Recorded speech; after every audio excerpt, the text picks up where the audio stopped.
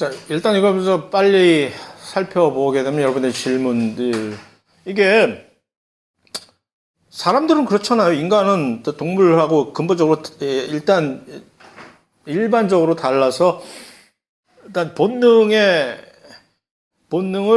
약간 억제하면서 자신의 이익을 위해서, 본능에 지배되지 않고 판단을 해서 행동을 할 수가 있잖아요. 그러니까, 왜 저출산이 됐느냐?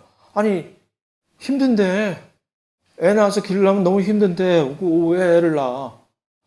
그러니까, 동물 같은 경우는, 또 식물 같은 경우는 더 하지만, 그런 환경에 처하더라도, 일단은 그들의 본능이 먼저 일단 이것을 이제 잠식해서 지배를 하기 때문에, 그럴수록 사실 동물 같은 경우는, 식물 같은 경우는 오히려 또 반대되는 현상이, 자신의 생이 척박할수록, 자신의 생이 훨씬 자신의 수명이 훨씬 짧을 것 같고 생존할 가능성이 훨씬 적을수록 이 번식을 훨씬 더 많이 해버리잖아요. 그래서 이제 곤충이나 무슨 쥐나 이들이 낳는 새끼 수와 코끼리가 낳는 새끼 수가 달라지는 이유가 그것 때문이에요. 코끼리는 자기가 누가 나를 감히 건드려. 그러니까 어쩌다가 하나씩 정도 낳아도 충분한 거죠. 자기가 생존할 확률이 매우 크니까. 그러나 자기가 언제 죽을지 모르는 목숨인 쥐 같은 경우에는 일단 많이 낳아야. 그래서 그런 이 동물 식물들이 일단 기본적으로 자신들의 이 생식, 양식을 지배하는 하나의 패러다임인데, 사람은 물론 거기에 영향을 받는 그런 행위들도 보이긴 하지만, 특히 요즘 현대, 특히 우리나라 같은 경우에는 일단 내가 편하고 봐야지. 그 다음에 나의 자식이 살아갈 세상을 생각하면 끔찍한 건데, 그걸 내가 괜히 애를 낳아가지고서. 그러니까 이런 문제가 생긴 거죠. 그러니까 그것을 해소를 해야지, 사회적으로. 그래서 이건 유전적인 병이에요. 그러니까 늦추기에는 매우 힘든 거지. 유전적으로 이것을 완전히 치유를 하기 전. 그래서 물론 유전적으로 이것을 치유할 수 있는 방법이 전혀 없는 것은 아니나, 그것이 성공해서 확실하게 일반적으로 사용할 수 있기까지는 아직 요원하기 때문에. 왜 나의 계획에 관심이 있으신가? 여름에 여러 가지 학회 가야 되고 그냥 그래요. 왜 특히 나한테 무슨 연락할 일 있나? 기다릴게. 자, 히스톤 단백질의 변형은 어떻게 일어나느냐? 히스톤 단백질 두 가지 언급을 살짝 했었잖아요. 아세틸기를 붙인다든가 메틸기를 붙인다든가 하는 게 두 가지. 그거 말고도 또 여러 개가 있긴 하지만 그게 두 가지 가장 근본적인 기본적인 건 변형인데, 예를 들어서 아세틸이라는 그룹이 여기서 히스톤에 붙어버리면, 히스톤은 원래 이제 양전하를 많이 띠고 있는 단백질이에요. 근데 거기다 아세틸기를 붙여버리면 어떻게 될까? 아세틸기는 약간 차지를 띠고 있단 말이야. 차지를. 그러니까 양전하를 억제시켜버리는, 감쇄시켜버리는 역할을 하기 때문에 얘가 DNA와 결합하는 이 힘을 떨어뜨려버려. 그러니까 DNA와 찰떡궁합을 꽉 쥐고 있다가 갑자기 느슨해지면서, 그러면 이 뉴클리오솜이 풀리게 되는 거지. 반면에 메틸은 그거를 상쇄시켜주니까, 전하가 없으니까 메틸은 훨씬 다시 원래대로 돌아가서 꽉 붙고, 이런 식으로 요거를 장난을 쳐가지고서 이 결합력을, 히스톤 단백질의 DNA와의 결합력을 조절을 해가지고서 요거를 조절을 합니다. 맞아요. 같은 동일체이기 때문에. 조면소포체, 골지, 수성소낭 전부 다 막으로 똑같은 인지질 이중충으로 되어 있는 막이기 때문에 자기들끼리 부딪히면 스스럼 없이 융합이 돼버리기 때문에 안에 들어있는 물질을 그냥 수르륵 갖다가 던져버리는 아주 현명한 방식을 사용을 하는 거죠. 재밌는 질문이에요, 이거. 맞아.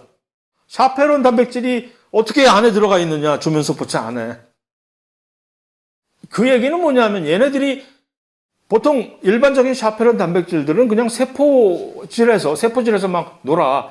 근데 이 조면소포체 안에 있는 샤페론은 왜 어쩌다 너 여기 들어왔니? 그 얘기는 이 특별한 샤페론 단백질들은 어디서 만들어졌다? 바로 마치 외포작용에 의해서 운반되는 단백질들과 마찬가지로 바로 조면소포체 위에 부착되어 있는 리보솜에 의해서 만들어졌다는 얘기지. 그러니까 그 안으로 들어가 하면서 우겨 넣어줬다는 얘기지. 들어갔는데 얘네들 보고 누군가가 권유를 했겠지. 야, 너 말뚝박아라. 너 일 잘한다. 말뚝박어. 군대 간 사람들끼리만 아는 용어. 말뚝박어. 그래서 그럴까? 하고 여기서 말뚝박기로 작정해서 거기서 살게 된 거지. 원래 얘네들은 다른 일반적인 그런 외포작용에 의해서 수송된 단백질들이라면 포장해가지고 보냈겠지만 이들은 아니야 나 안 갈래. 여기서 그냥 살래. 그래서 그렇게 된 거예요. 네. 저희 물질 이동하는 도우미들이 있는데 에너지를 사용을 해가지고 GTP, ATP 대신에 GTP라는 에너지를 사용해가지고서 우겨 넣어주는 역할을 해요. 조금 등치가 큰 물질들은 그 핵공을 통해서 들어가기 전에 그래서 제가 지하철의 그 푸시맨의 비유를 한 거지. 그 막 10,000원 지하철에 이거 더 들어가려면 어떻게 들어가? 그런데 얘네들이 와서 자, 제가 도와드릴게 하고 쑥 집어넣고 또 밖으로 나올 때도 그런 식으로 도움을 줍니다. 랜갭이라고 하는 단백질인데 주변부 단백질은 세포에서 무슨 역할을 하나요?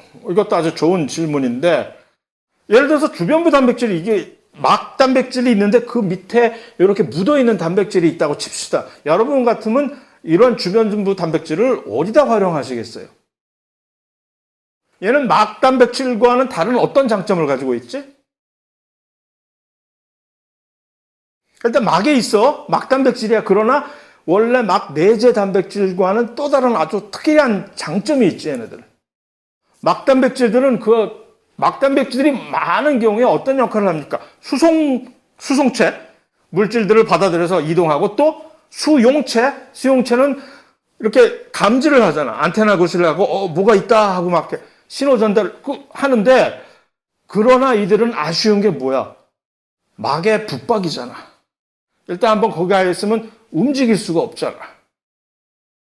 그러면 주변부 단백질은 얼마나 좋은 장점을 갖고 있게?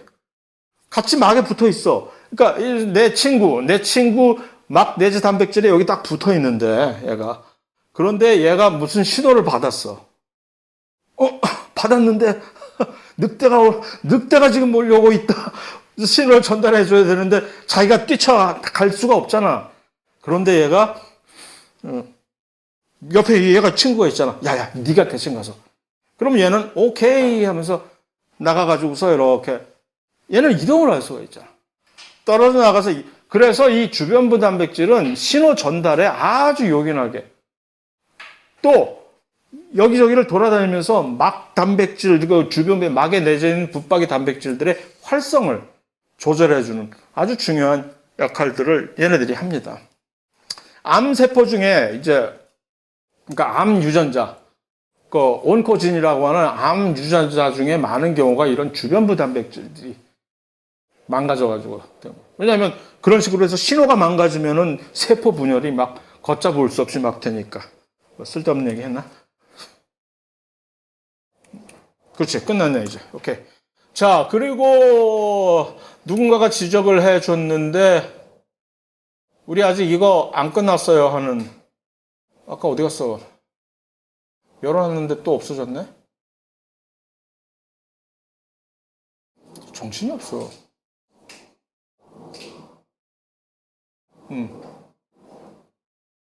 이걸 아직 안 끝냈다고 이러는 거죠.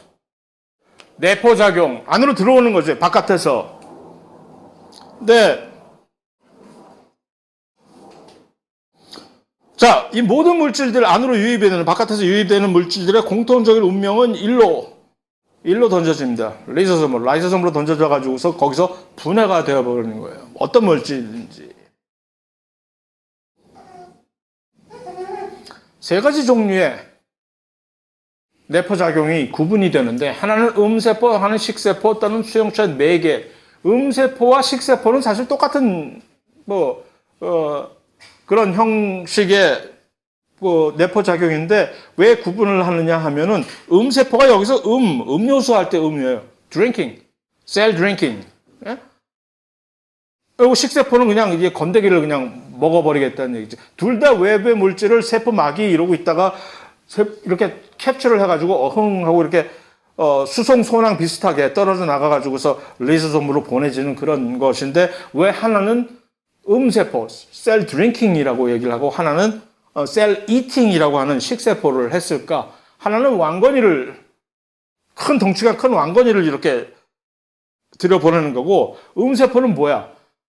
이온이라든가 아주 깨알같이 작은 물질들은 결국 얘네들을 갖고 들어오려면 세포 바깥에는 물과 함께 들어올 수밖에 없잖아. 그래서 크기가 작은 물질들, 이온 같은 것들을 한꺼번에 벌크로 수송하는 것은 우리는 음세포, 피노사이토시스라고 해요. 영어로 피노사이토시스. 좀 더 쉬운 말로 번역하면 그것을 셀 드링킹이라고 여기 나와 있을 거야 아마. 음세포 여기 있다.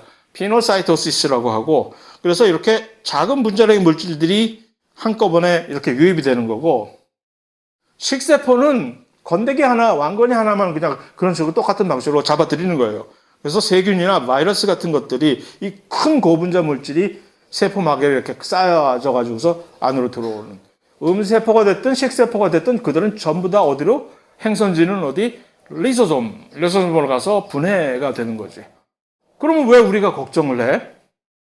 세균이 들어오면 세균이야 끝까지 거 어쩌다가 이 식세포 작용에 그걸 탈출을 해가지고 자기들끼리 돌아다니는 세균이 있을 수는 있으나 바이러스야 우리가 왜 걱정을 해? 전부 바이러스는 세포 안으로 들어와야만 되는데 들어오는 바이러스들은 전부 이 식세포 작용에 의해서 들어온단 말이에요. 그럼 걔네들은 전부 리소솜에 보내져가지고서 분해가 될 텐데 왜 우리가 바이러스 감염을 걱정을 하지? 바이러스는 바보냐?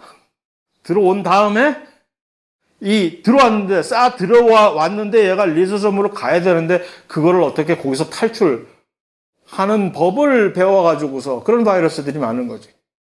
그래가지고 우리는 들어왔으니까 너는 가겠지. 근데 안 가고 그 안에서 이제 자기의 볼일을 보는 바이러스들 때문에 우리가 이렇게. 그래서 식세포 작용을 할 수 있는 그 세포는 아무나 다 할 수 있는 건 아니고 우리 세포 안에서 예를 들어서 아메바 같은 경우는 근본적으로 자기들이 식세포를 해야 자기들이 먹고 사니까. 그런데 이 사람 같은 다른 동물 같은 다세포 생물에서는 이 두 가지 종류의 백혈구 중에서도 이 두 가지 종류만이 식세포 작용을 할 수 있습니다. 그래서 이 대식세포라고 하는 그 유명한 식세포 작용 매크로페이지라는 것이 있고 또 이 염증 반응에서 주로 이들이 활약을 하는 호중구라고 하는 뉴트로필이라고 하는 이 둘만이 식세포 작용을 아직까지도 옛날에는 동물이 초기에 단세포 생물로 살던 그 동물의 우리 조상들은 아마도 모두 전부 다 식세포 작용을 할 수 있었겠지. 아메바처럼. 그러나 이렇게 다세포 생물이 된 다음부터는 모든 세포가 굳이 이렇게 이런 능력을 가질 필요는 없잖아. 오히려 더 방해하면 되지.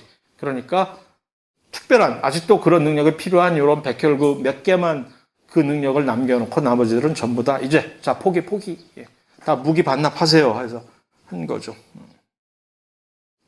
수용체 맥의 내포작용은 이렇게 한꺼번에 그냥 아무나 딱 받아들이는 게 아니라 딱 집어가지고서 특별하게 내가 가지고 들어오고 싶은 물질만을 이 수용체라는 것은 바로 그런 거니까 수용체라는 것은 어떤 특별한 물질만을 결합할 수 있는 게 바로 수용체잖아. 그러니까 그런 특별한 수용체와 결합하는 그 상대방, 당사자를 우리는 리간드라고 얘기를 합니다. 그러니까 수용체는 항상 리간드와 어떤 특별한 리간드와의 어떤 이 특이적인 상호작용을 하는 거지. 자기들끼리만 결합을 하기 때문에. 그러니까 예를 들어서 항체와 항원 사이의 관계도 엄밀히 보면 이 수용체와 리간드의 관계라고 얘기를 할 수가 있는 거죠. 항원과 항체의 특별한 그런 관계 역시. 또 어쩌면 어떤 특별한 효소와 기질과의 관계도 이것에서 크게 벗어나지 않는 거지. 특별하게 결합을 하는 거니까. 그래서 어쨌든 리간드라는 범용 용어로 어떤 특별한 이 수용체와 결합을 하는 물질을 이렇게 전부 다 지칭을 하는 건데, 자 그러면은 좋지. 효율적으로 예를 들어서 마치 폭격을 해도 옛날처럼 아무데나 그냥 무조건 아무나 맞아라 하고 때려버리는 것보다는 스마트 밤으로 딱 표적만 집어가지고 이렇게 타겟을 하는 게 참 좋겠지. 그런데 한 가지 조금 심심한 게 뭐야? 예를 들어서 표적이 아까처럼 아무나 이렇게 전부 다 쏴드리는 게 아니라 특별한 표적은 여기 아주 산계해 있을 거 아니에요. 얘네들을 전부 모아가지고서 집중적으로 모아가지고서 한꺼번에 들여놓는 게 훨씬 경제적인데 어차피 막 전체가 막이 갑자기 무슨 싱크홀처럼 함몰이 돼가지고서 갑자기 꺼져가지고 받아들이는 거잖아요. 이게 내포작용이라는 건 내포작용의 본질은 그거란 말이야. 막이 있는데 멀쩡하게 막이 있는데 그래서 여기는 안전한 곳이구나 하고 물질들이 딱 왔는데 갑자기 여기가 푹 꺼지면서 들어와 해가지고서 함정처럼 받아가지고 그게 바로 식세포 이제 내포작용의 본질이 음세포가 됐든 식세포가 됐든 그런 거잖아요. 근데 수용체 맥의 내포작용을 하려면 이게 조금 애매한 게 그런 식으로 타겟은 여기도 있고 저기도 있고 저기도 있는데 여기만 푹 꺼져버리면 내가 건져야 될 실제로 목표물은 딱 하나 건지는 거예요. 해경에 이걸 좀 더 효율적으로 늘릴 수 있는 방법은 없을까? 어떻게 하면 좋을까?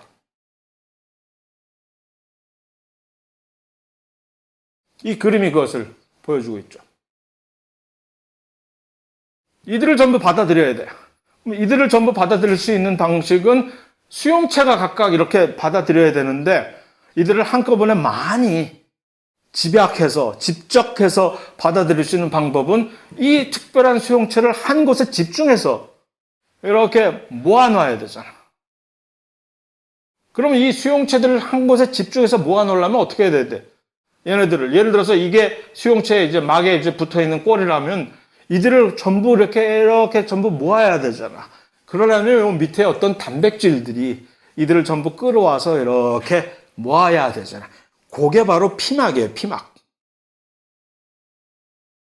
그러니까 두 개의 음세포와 식세포에선 들어보지도 못한 갑자기 피막이 등장을 한단 말이야.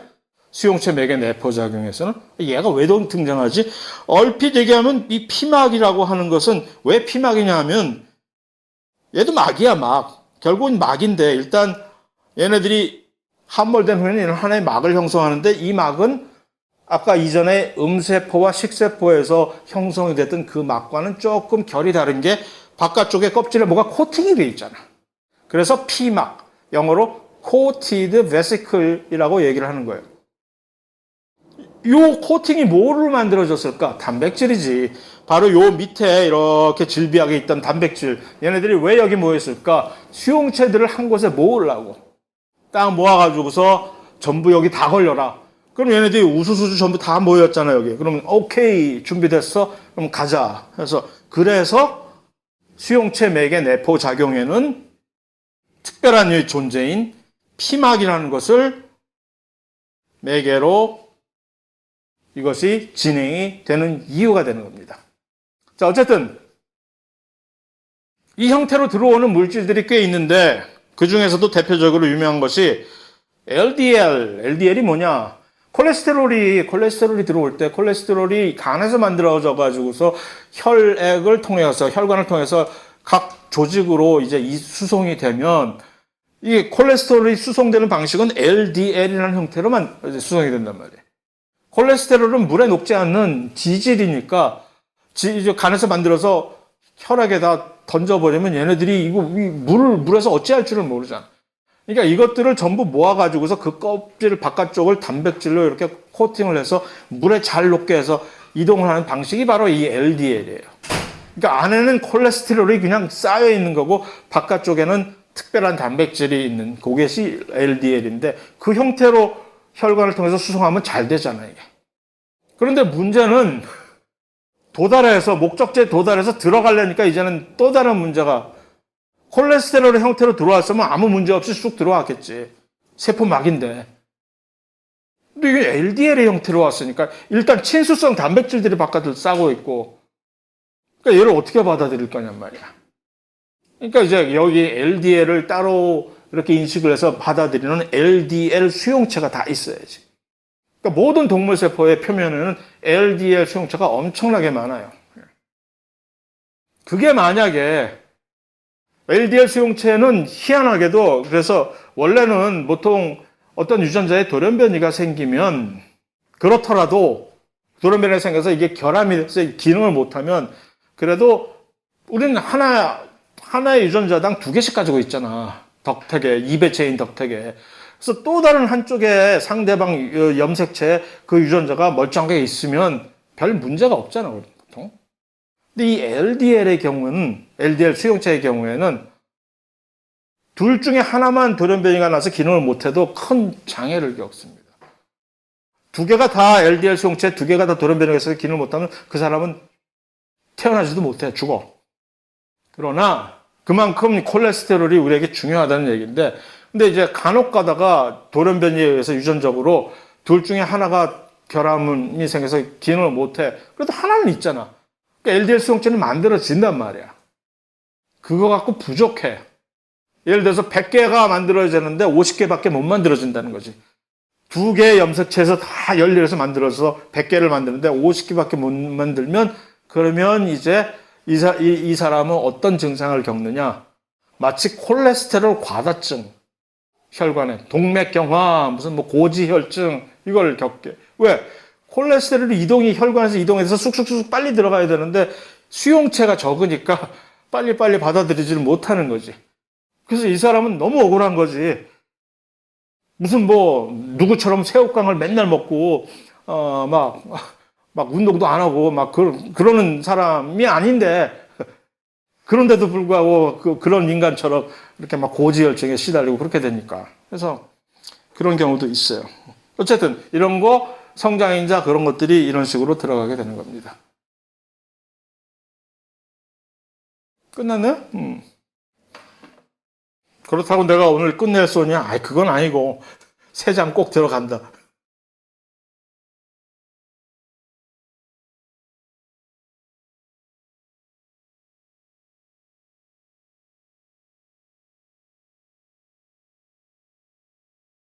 자, 에너지 대사의 두 가지. 세포 호흡과 그 다음 장에 나오는 광합성. 요 두 가지를 끝내면 이제 일단 세포로서부터 시작해서 이제 에너지, 생화까지 정도로 마무리가 될 수가 있어서 일단 이걸 살펴봅시다. 세포 호흡이란, 일단 개요가 무엇이냐? 유기호흡이라고 하고 에어로빅 레스피레이션이라고 하죠. 그러니까 세포호흡, 미토콘드리아가 개입하는 이 세포호흡이라는 과정은 산소를 반드시 필요로 하는 과정인데, 왜 하느냐? ATP를 합성을 해야 돼. 그죠? 그래서 이건 뭐냐면, 일단 포도당을 대표로 하는 우리의 음식물, 포도당뿐만이 아니라 여러 가지 다른 음식물들은 전부 다 여기에 포함이 되는 건데, 포도당이 산화가 되는 거야.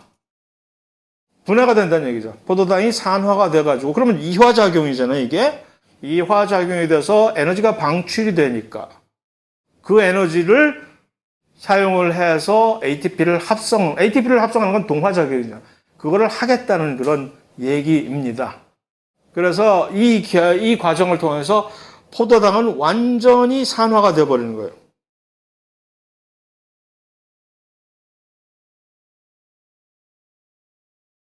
이산화탄소로 완전히, 포도당이 원래 탄소를 6개를 가지고 있는 물질인데, 포도당의 이 모든 탄소들이, 6개의 탄소들이 전부 산소를 풀 커패시티로, 자기가 가질 수 있는 포화 상태로 산소를 가지게 되면 탄소 하나가 산소와 이런 식으로 짝을 짓고 손을 맞잡고 이렇게 되는 거야, 이제. 그럼 포도당의 이 탄소의 입장으로는 더 이상 난 갈 때까지 완전히 산화가 되어버리는 거지. 더 이상 산화시킬 수 없고, 이 상태로 해서 밖으로 배출해 버리는 거죠, 이제. 쓸모 없어진 이산화탄소를 배출해 버리고, 그럼 거기서 에너지 많이 뽑아냈겠지, 이제. 그만큼. 우려먹은 그 에너지를 가지고 이제 ATP 합성에 전용을 하는 거고, 그러면 산소는 산화가 되니까, 이제, 산화 환원 반응은 항상 이것이 이제 쌍방 반응으로서 누군가가 산화가 돼버리면 반응에 참여하는 당사자가 둘 중에 하나가 산화가 되면은 또 다른 당사자는 반대로 환원이 되어버려야 되는 거지. 그러면 산소는 환원이 되어버려야 돼. 물로 환원이 되는 거야. 물로 이제 산소는 여기에 사용됐던 산소는 이 탄소를 산화시키는 과정에서 이제 물로 환원이 되는 그런 과정입니다. 그래서 뭐 반응 시기야 많이 들어봤던 이러한 것이고,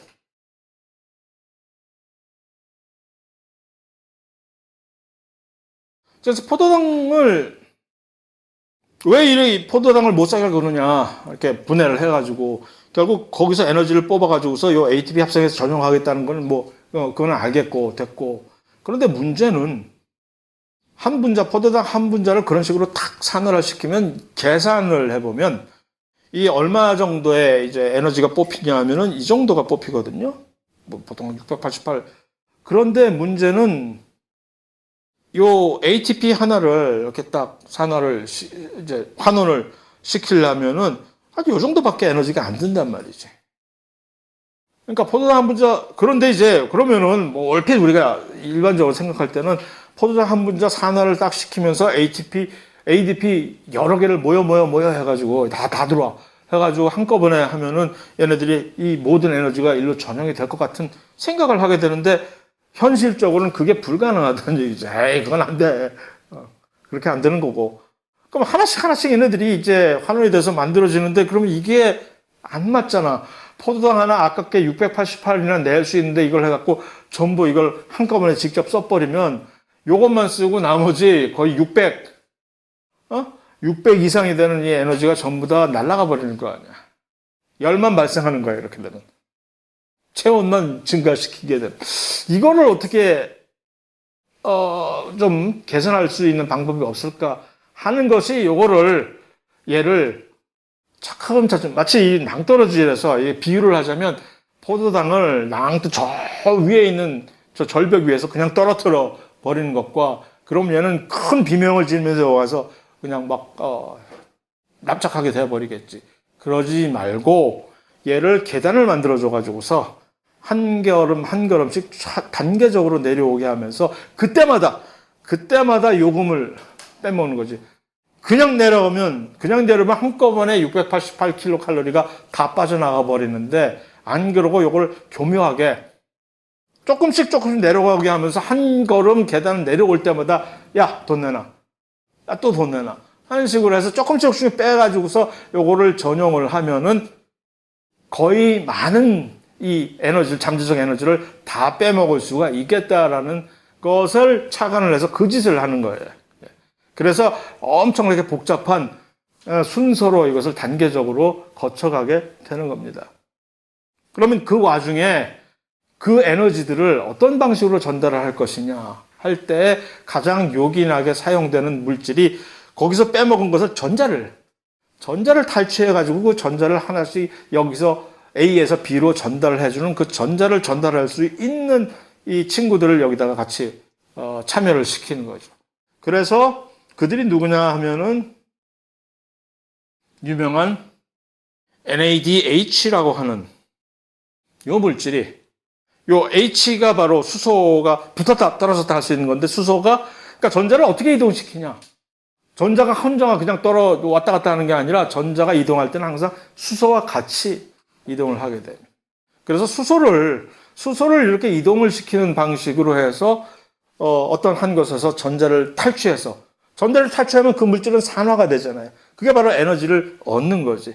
그래서 그 에너지를 전자의 형태로 수소와 함께 또 전달을 해서 결국에는 최종적으로 요 당사자 기다리고 있던 산소한테 그 전자를 계속해서 갖다 주는 그런 역할을 해주는 친구가 NADH라고 하는 물질입니다.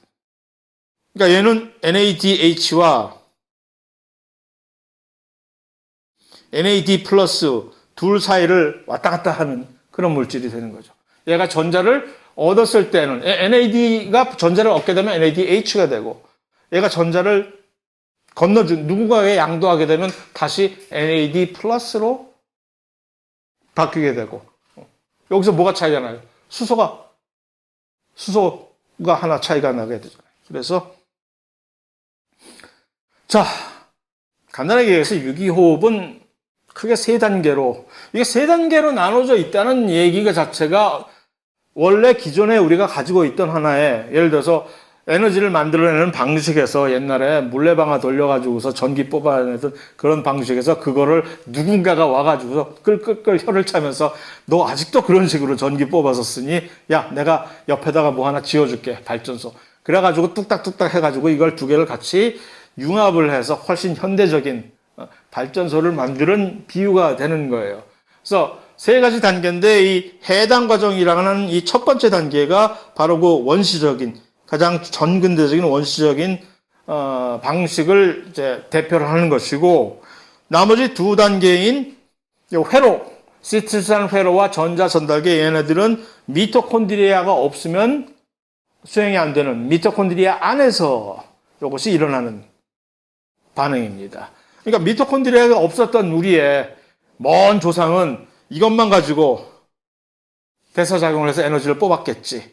그러다가 미토콘드리아가 쑥 들어와가지고서 야야야 내가 훨씬 더 획기적인 혁명적인 방법을 내가 전수하가서 하면서 이렇게 세 개를 합쳐가지고 그래서 이제 엄청난 많은 양의 ATP를 뽑아낼 수 있는 유기호흡이라는 대사 과정으로 진화가 되었다는 것을 우리가 확인을 할 수가 있겠죠. 이해를 할 수가 있겠죠. 그래서 해당 과정은 미토콘드리아 밖에서 세포질환에서 일어나는 다음에 최종 산물을 미토콘드리아에게 넘겨주면 미토콘드리아가 그것을 가지고 막 돌려가지고서 엄청난 양의 ATP를 만들어내게 되는 그런 과정이 전체적으로 유기호흡이라고 얘기를 하는 겁니다.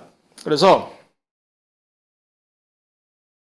세 가지 단계를 각각 특징만 이렇게 딱 놓고 정리를 하게 되면 해당 과정은 뭐냐? 라면 영어로 글라이콜라이시스예요. 라이시스. 뽀개는 거야. 당 뽀개기.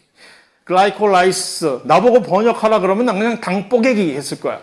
그런데 훨씬 나보다 교양 있고 학식이 많은 분들이 다행히 번역을 했기 때문에 이것을 해당 과정이라고 이제 번역을 한 겁니다. 어떻게 되는 거야? 포도당 6개, 6탄당인 포도당을 파리바게트를 반으로 빡 쪼개버리는 거예요. 먹기 너무 크니까 이거 한 입에 안 들어가니까 반으로 쪼개서 그 과정에 전부 너무 허탈한 간단한 과정입니다. 포도당이 피루부산은 몇 탄당이겠어 그러면? 3탄당이겠지. 반으로 딱 쪼갰으니까. 그러니까 포도당 하나가 2개의 피루부산으로 만들어지는 과정이에요. 요것만 딱 하고 끝났다. 요것만 끝나고 야, 이 일 다 끝나서 집에 가자 하면 내가 얻는 건 무엇인데? 그럼에도 불구하고 뭐 좀 있어 생기는 게 ATP 해경에 겨우 2개? 뭐 그래도 어쨌든 없는 것보다 낫지. 그 다음에 NADH라고 하는 거는 이건 당장은 뭐 아무 별 쓸데가 없는 얘기잖아요. 얘는 NADH가 생기면 얘는 나중에 가서 전자 전달을 해줄 수 있는 물질로 유기호흡이 완전히 끝까지 간다고 했을 때나 뭔가 이제 의미가 있는. 그래서 이제 많은 경우에 미국 동네에서는 이 2개를 구분을 하는 게 하나는 가계수표, 하나는 현금. 요즘 같으면 이거 크레딧 카드로 보통 비유를 했으면 좋았을 텐데 그 크레딧 카드가 막 통용되기 시작 훨씬 그 옛날에부터 이미 비유를 했기 때문에 가계수표라는 것은 당장은 뭐 현금처럼 쓸 수는 있는데 나중에 그 가계수표를 받은 사람은 은행에 가서 이걸 바꿔야 돼.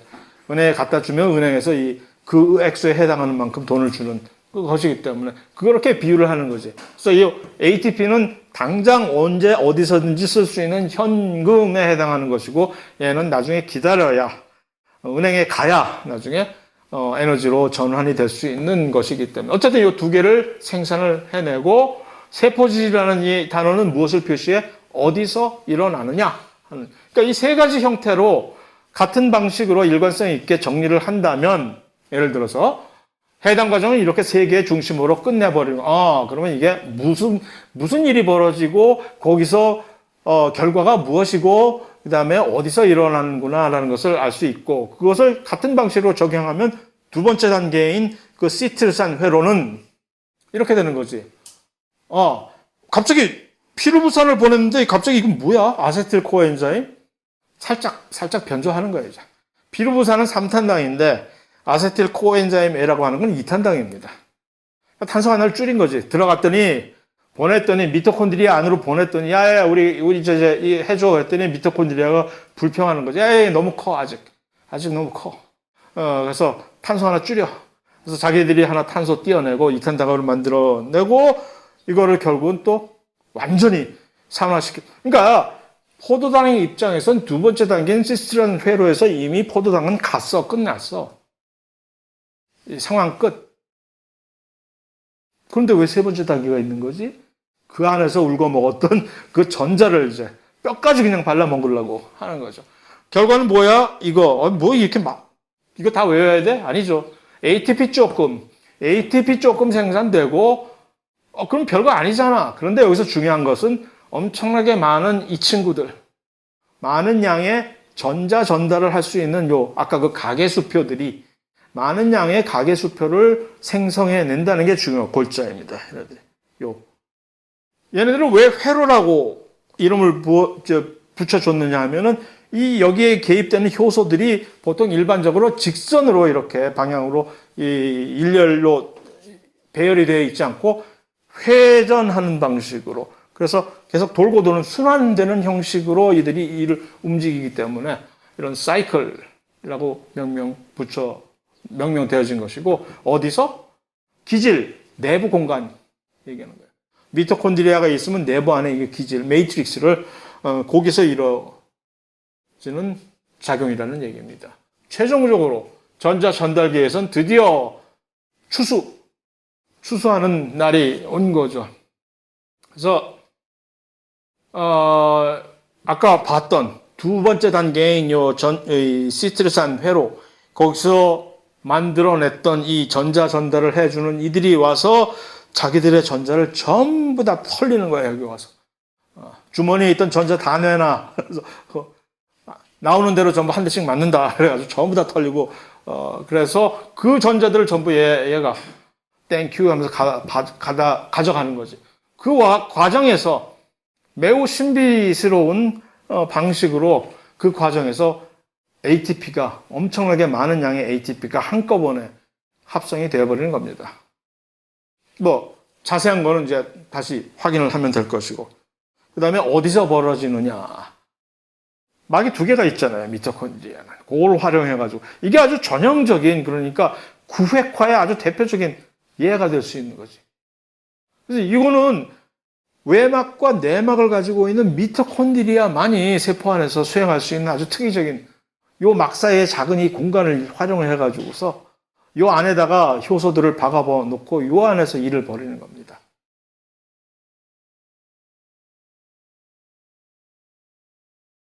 실제적으로 좀 자세한 내용은 굳이 아무리 우리가 지금 진도에 쫓긴다고 하지만 그렇다고 우리가 아직도 가오가 있지. 그래서 다음 시간에 자세한 내용은 또 들어가서 끝마치도록 하겠습니다.